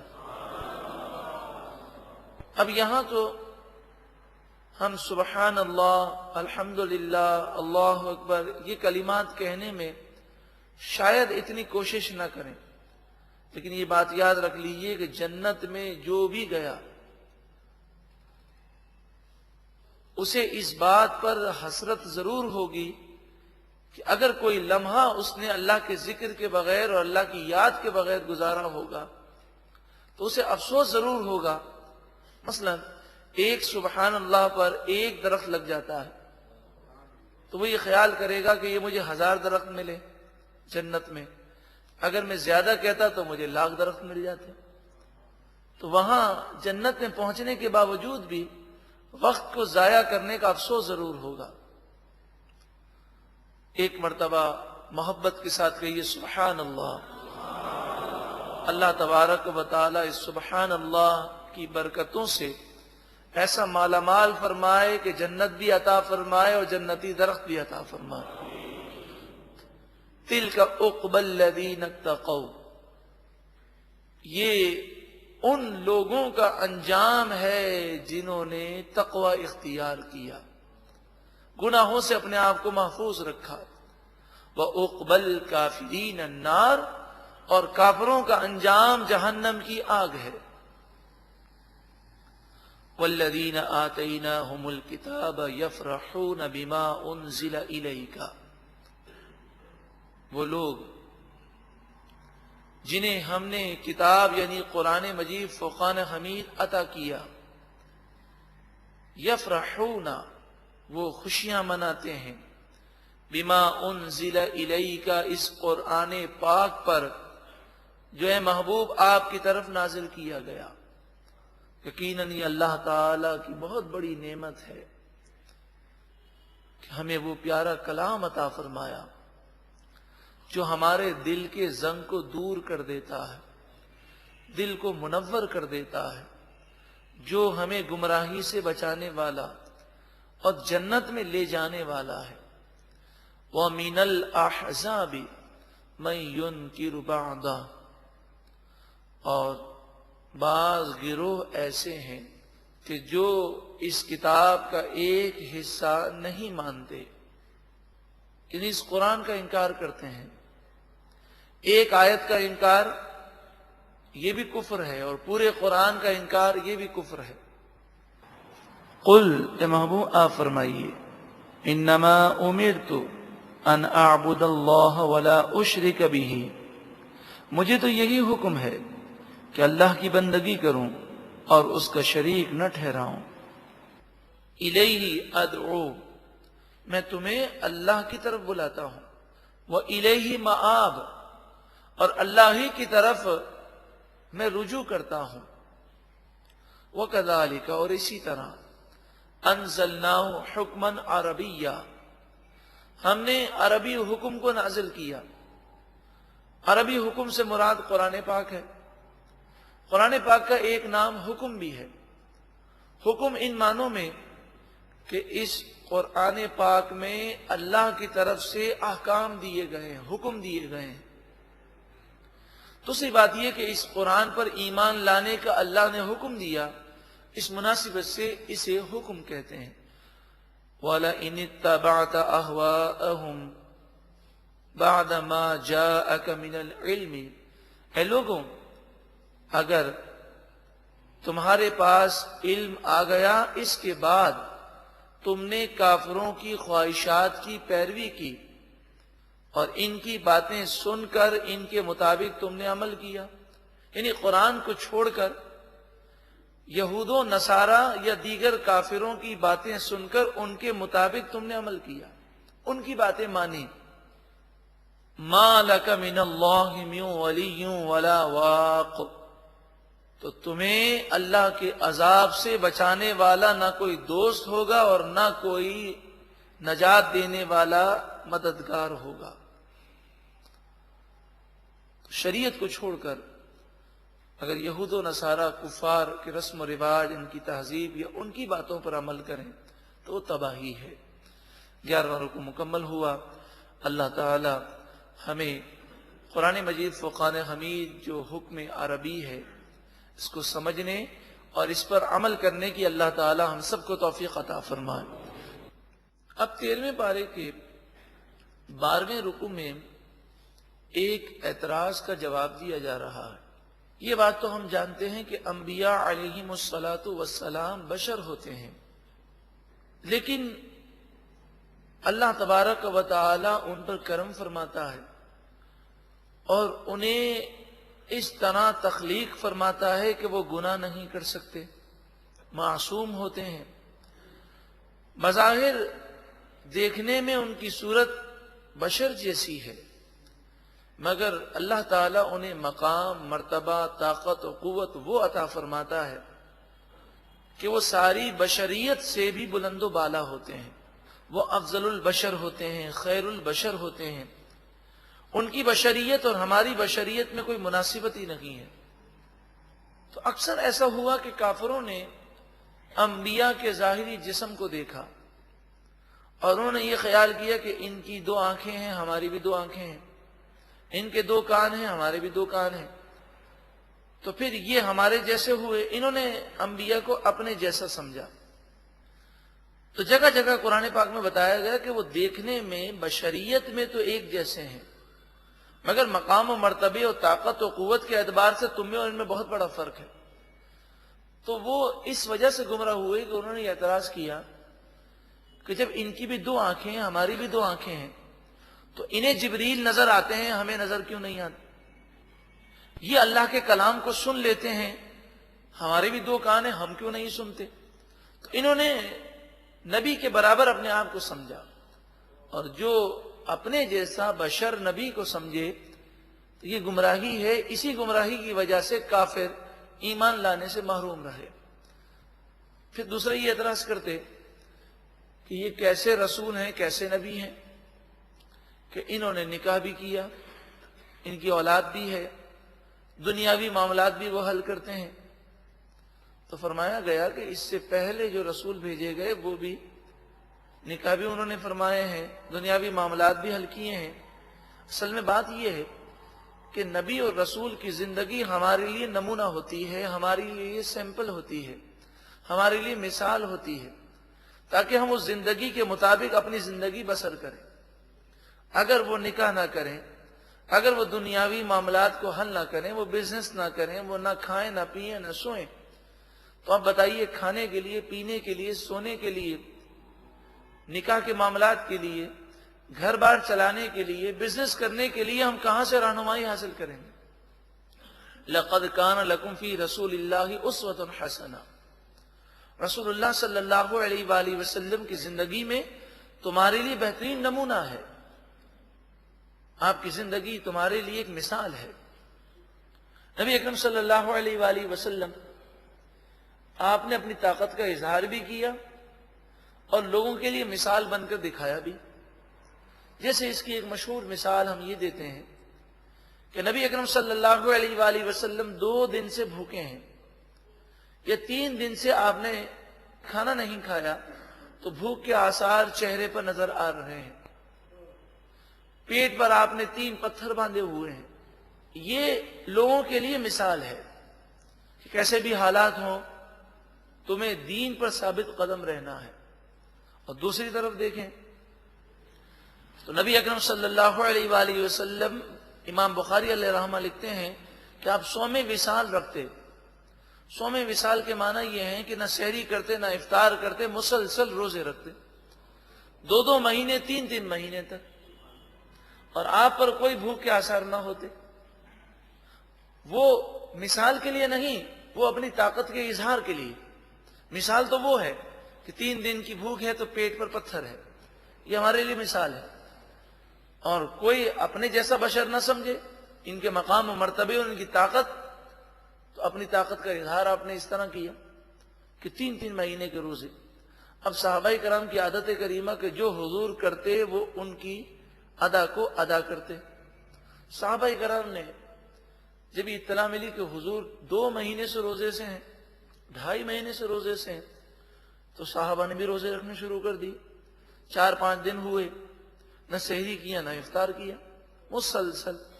اب ہوتا یہ کہ جب نماز کھڑی ہوتی تو کبھی کوئی صحابی دائیں طرف گر جاتے اور بے ہوش ہو جاتے، کبھی کوئی بائیں طرف گر کے بے ہوش ہو جاتے. جب مسجد نبوی شریف میں آتے تو حالت یہ ہوتی کہ دیوار کے سہارے وہ چلتے پھر بھی گر جاتے، غشی طاری ہو جاتی. تو نبی اکرم صلی اللہ علیہ وآلہ وسلم نے فرمایا کہ یہ تمہارا حال کیوں ہو گیا ہے، یہ حال کیسے ہوا؟ تو انہوں نے کہا کہ ہم آپ کی ادا کو ادا کر رہے ہیں. آپ 2 مہینے سے 2.5 مہینے سے روزے سے ہیں تو ہم نے بھی مسلسل روزے رکھنے شروع کی، نہ سحری کر رہے ہیں نہ افطار کر رہے ہیں، تو 3-4 دن میں ہماری یہ حالت ہو گئی. تو آپ نے فرمایا ایکم مثلی، تم میں سے کون میرے برابر ہے، تم میں سے کون میرے مثل ہے. امام بخاری علیہ رحمہ فرماتے ہیں کہ نبی اکرم صلی اللہ علیہ وآلہ وسلم نے فرمایا ایکم مثلی، تم میں سے کون میرے برابر ہے، یعنی کوئی بھی میرے برابر نہیں ہے، میرے مثل تم میں سے کوئی بھی نہیں ہے. پھر آپ نے فرمایا مجھے تو میرا رب کھلاتا ہے اور میرا رب پلاتا ہے. یہ طاقت کا اظہار تھا. اور وہ جو کیفیات تھیں کہ بھوک کے آثار چہرے پر ظاہر ہوئے، آپ بظاہر کمزور نظر آنے لگے، پیٹ پر پتھر ہیں، یہ لوگوں کے لیے مثال تھی کہ کیسے بھی حالات ہو جائیں دین پر ثابت قدم تمہیں رہنا ہے. تو حضرت شاہ ولی اللہ علیہ رحمہ فوز کبیر میں لکھتے ہیں کہ کافروں کی سب سے بڑی غلطی یہ تھی کہ انبیاء علیہم الصلاۃ والسلام نے جو مثال کے لیے ایک عام بشر جیسی زندگی گزار کر پیش کر کے دکھائی، انہوں نے یہ سمجھا کہ انبیاء کی اتنی ہی طاقت ہے. وہ انبیاء کی طاقت و قدرت کو نہ سمجھ سکے، اور انہوں نے یہ خیال نہ کیا کہ ان کی طاقتیں تو بہت ہیں، یہ تو ایک مثال کے طور پر ایک عام بشر کی طرح وہ زندگی گزار کے لوگوں کو سکھاتے ہیں کہ اس طرح زندگی گزارنی ہے، تمہیں کاروبار ایسے کرنا ہے، کھانا ایسے ہے، پینا ایسے ہے، سونا ایسے ہے، تمہیں گھریلو زندگی ایسے گزارنی ہے. فرمایا وَلَقَدْ أَرْسَلْنَا رُسُلًا مِّن قَبْلِكَ، بے شک ہم نے آپ سے پہلے کئی رسولوں کو بھیجا. وَجَعَلْنَا لَهُمْ أَزْوَاجًا وَذُرِّيَّةً، ان کے لیے ہم نے بیویاں بھی رکھی اور اولاد بھی رکھی، وہ صاحب اولاد بھی تھے اور انہوں نے نکاح بھی کیے. وَمَا كَانَ لِرَسُولٍ أَن يَأْتِيَ بِآيَةٍ إِلَّا بِإِذْنِ اللَّهِ. اور جہاں تک ان کافروں کا یہ مطالبہ ہے کہ یہ جو ہم نشانی اور معجزہ مانگتے ہیں وہ کیوں نہیں دکھاتے، تو نہیں بتایا گیا کہ ان کی طاقتیں ہیں، اختیار ہے، لیکن جب اللہ کا حکم ہوتا ہے اور اللہ کا فرمان ہوتا ہے اس کے مطابق وہ اپنی طاقت کا اظہار کرتے ہیں. فرمایا رسول نشانی بِإِذْنِ اللہ، اللہ کے اذن کے ساتھ ہی لاتے ہیں.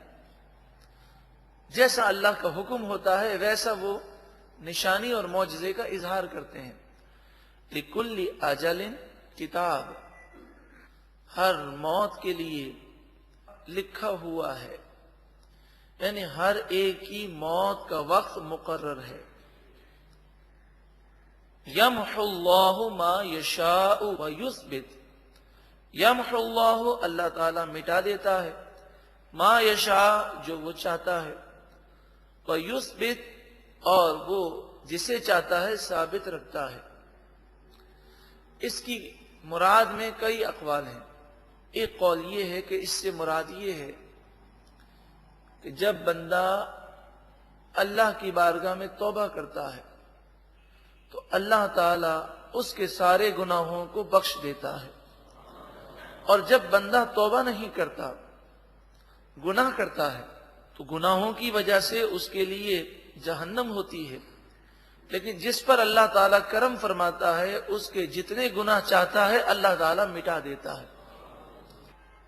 اس سے مراد تقدیر کے فیصلے بھی ہیں۔ اللہ تعالیٰ جو تقدیر کا فیصلہ فرمانا چاہے فرماتا ہے، اور جس تقدیر کے فیصلے کو چینج فرمانا چاہے، تبدیل کرنا چاہے، تبدیل فرما دیتا ہے۔ وَعِندَهُ أُمُّ الْكِتَابِ، اور اللہ ہی کے پاس لوح محفوظ ہے۔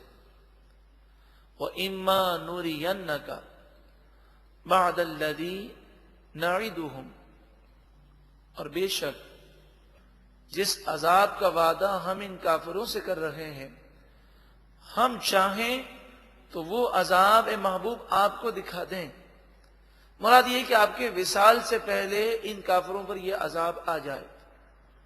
او نتوفینک، یا ہم آپ کو اپنے قرب میں بلا لیں، یعنی آپ کا وصال ہو جائے، اس کے بعد ان کافروں پر عذاب آئے۔ دونوں صورتوں پر ہم قادر ہیں۔ کافر ہمیں یہ نہ سمجھیں کہ ہم بے بس ہیں، بلکہ یہ ڈھیل یہ ہماری رحمت ہے۔ فَإِنَّمَا عَلَيْكَ الْبَلَاغُ، آپ پر تو صرف پہنچا دینا ہے۔ وَعَلَيْنَا الْحِسَابُ، اور حساب لینا یہ ہم پر ہے، ہم ان کافروں کا حساب لیں گے۔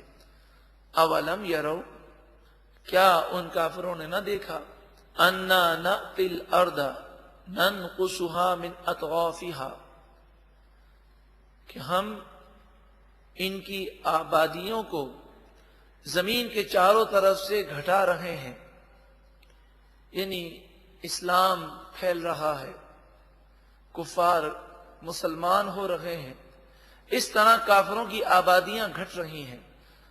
تو نبی اکرم صلی اللہ علیہ وآلہ وسلم جب تشریف لائے اور آپ نے اسلام کی دعوت دی، ابتدا میں 4 افراد ایمان لائے، باقی سب کافر تھے۔ آہستہ آہستہ مسلمانوں کی تعداد بڑھتی گئی اور کافروں کی تعداد وہ گھٹتی گئی، اس طرح کہ کافر مسلمان ہوتے گئے۔ واللہ یحکم، اور اللہ تعالی فیصلہ فرماتا ہے۔ لا معقب لحکمہ، اس کے فیصلے کو کوئی نہیں ٹال سکتا۔ وَهُوَ سَرِيعُ الْحِسَابِ، اور وہی جلد حساب لینے والا ہے۔ وَقَدْ مَكَرَ الَّذِينَ مِنْ قَبْلِهِمْ، اور بے شک ان سے پہلے لوگوں نے فریب کیا۔ فَلِلَّهِ الْمَكْرُ جَمِيعًا، اور ساری خفیہ تدبیر اللہ ہی کے اختیار میں ہے۔ وہ جو خفیہ تدبیر فرماتا ہے، کافروں کی نظر اس خفیہ تدبیر کے انجام پر نہیں ہے۔ مثال کے طور پر ہم یہ مثال اس موجودہ دور میں دے سکتے ہیں کہ روس نے اسلامی ریاستوں پر قبضہ کیا، اور کہتے یہ ہیں کہ 17 اسلامی ریاستوں پر قبضہ کر لیا۔ اب روس کے ٹکڑے ہوئے تو کئی اسلامی ریاستیں آزاد ہوئیں۔ یہ دنیا کی سپر پاور کہلاتا تھا۔ افغانستان پر اس نے حملہ کیا، اور اس کا ذہن یہ تھا کہ افغانستان پر حملہ کرنے کے بعد پاکستان پر حملہ کر لوں گا، اس طرح سمندر تک میری رسائی ہو جائے گی اور پوری دنیا میں اکلوتا سپر پاور بن جاؤں گا۔ لیکن جب وہاں گیا تو اللہ کی خفیہ تدبیر کیا ہے وہ نہیں جانتا تھا۔ نہ صرف افغانستان سے اسے پسپا ہونا پڑا، بلکہ اسے ان اسلامی ریاستوں کو بھی آزاد کرنا پڑا جسے اس نے قید کیا تھا، اور اس کی قوتیں ٹوٹ گئیں۔ اللہ تعالیٰ کی خفیہ تدبیر کو ہم نہیں جانتے، اور نہ یہ کافر جانتے ہیں۔ اللہ تبارک و تعالی مسلمانوں کو فتح و نصرت عطا فرمائے۔ یہ بات یاد رکھیں، جب ہم کافروں کی مذمت کرتے ہیں تو اس سے مراد ہماری دشمنان اسلام ہے۔ ہاں، ایسے کافر جو ہیں کافر لیکن اسلام کے دشمن نہیں ہیں، تو ان کے ساتھ ہم یہ خیال کریں کہ انہیں بم سے اڑا دیں یا ان پر حملے کریں، یہ شرعی طور پہ جائز نہیں۔ کسی کے چرچ پر یا کسی مندر پر حملہ کرنا یا چلتے ہوئے عیسائیوں کو اڑا دینا، یہ اسلام کی تعلیمات نہیں ہے، کیونکہ ہر عیسائی، ہر ہندو، ہر یہودی اسلام کا دشمن نہیں ہے۔ جو اسلام کا دشمن ہے، خصوصاً دشمنان اسلام کی افواج، وہ ہماری مراد ہے۔ کئی ایسے عیسائی، یہودی، ہندو ہیں کہ جن پر اگر تبلیغ دین کی جائے اور محنت کی جائے تو وہ اسلام قبول کر بھی سکتے ہیں، اور اب الحمدللہ یورپ میں اور امریکہ میں بڑی تیزی کے ساتھ وہ اسلام قبول بھی کر رہے ہیں۔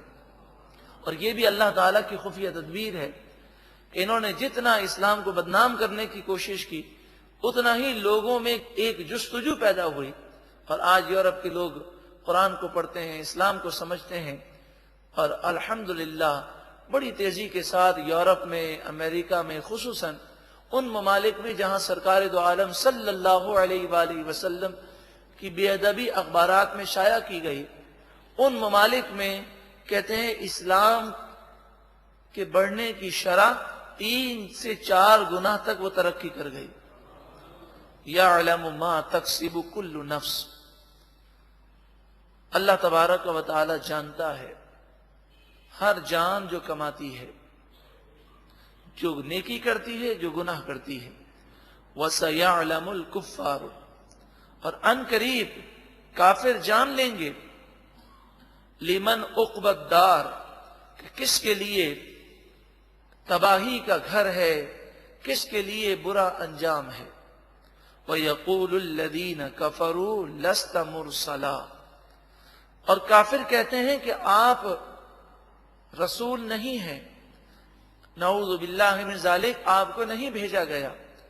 قل، اے محبوب آپ فرمائیے، کفا باللہ شہیدا بینی و بینکم، میرے اور تمہارے درمیان گواہی کے لیے اللہ کافی ہے۔